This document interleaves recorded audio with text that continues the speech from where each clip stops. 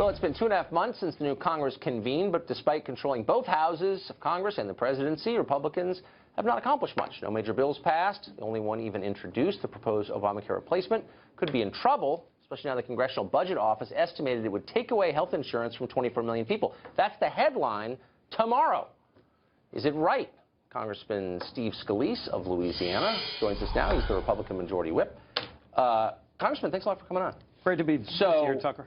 24 million people will be dropped from health coverage in the next 10 years, according to the CBO. That's the headline on the front page of every paper tomorrow.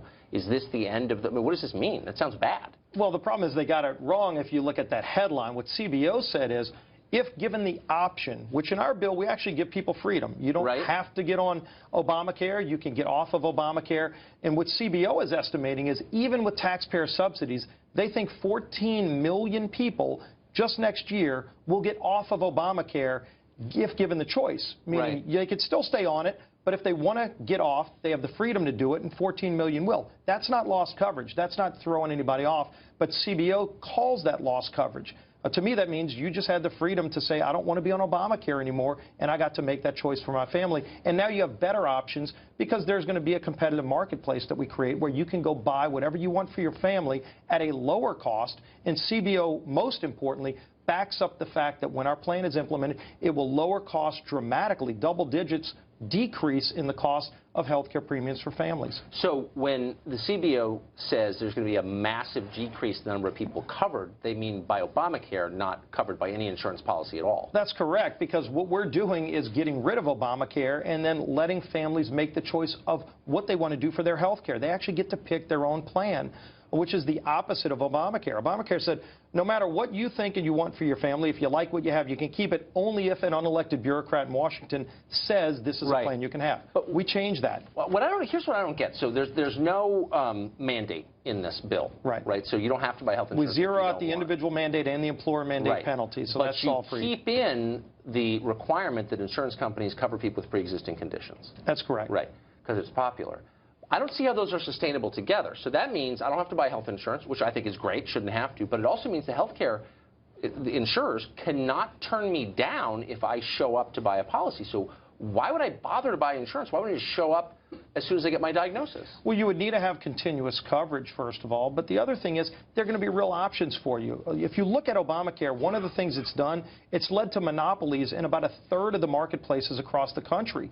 So even if you're out trying to buy insurance in Obamacare, you literally only have one choice, which is called a monopoly, which is why costs are up. It's because all the mandates are so unworkable that companies just stopped writing policies. Well, of course. So what we've seen is a lot of these insurance companies that left the marketplace said, look, under your plan, we will actually be able to come back in and write policies again for people that they want to buy. If you like what you have, you truly can go and buy it for your family. But what happens if you don't want to buy? Because it's expensive. I mean, under any plan, it's expensive. It's your choice. But it's your choice to buy whatever you want. Of course, but the insurance companies are required to take me no matter, even if they know they're going to lose money on me, they have to take me because Congress is forcing them to.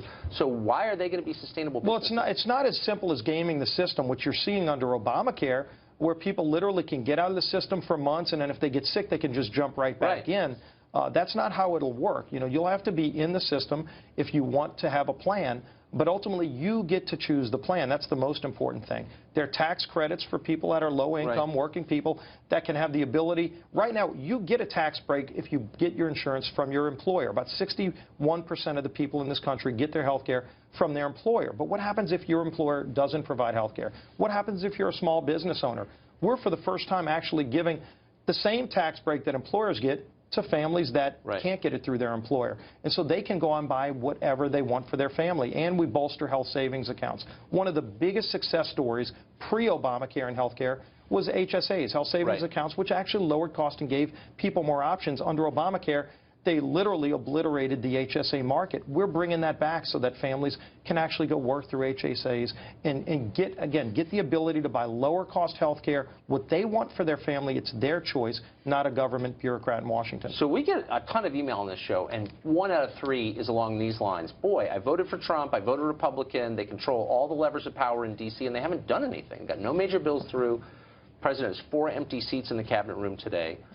Why are Democrats so much better at obstructing than Republicans were 8 years ago when Democrats controlled everything? Well, first of all, and this hasn't gotten a lot of attention, we've actually put a number of bills on President Trump's desk that he signed into law. One of the most high profile was the bill getting rid of the stream buffer rule. In one stroke of the pen from a bill we put on President Trump's desk a few weeks ago, we saved over 70,000 jobs in the coal industry. In fact, President Trump had coal miners at the bill signing. Right. He didn't give a bill to a member of Congress who helped write the bill. He actually gave the bill to a coal miner. Bill Johnson from Ohio led this effort. This was a bill Congress passed, House and Senate, got to the president's desk. So you're satisfied with the pace of achievement so far? We had a 27.5-hour committee meeting. I was on the committee, Energy and Commerce, last week. They said it's a record, longest committee meeting in Congress where we passed the bill to gut Obamacare, the repeal and replace bill. Longest committee meeting. Democrats fought us every step of the way.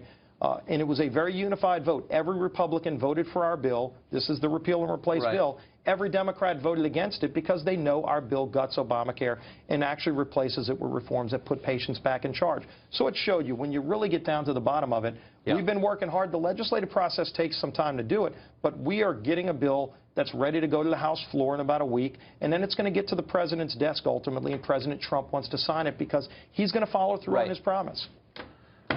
Congressman, thanks for coming on. Great to be back with you, Tucker. Thank you.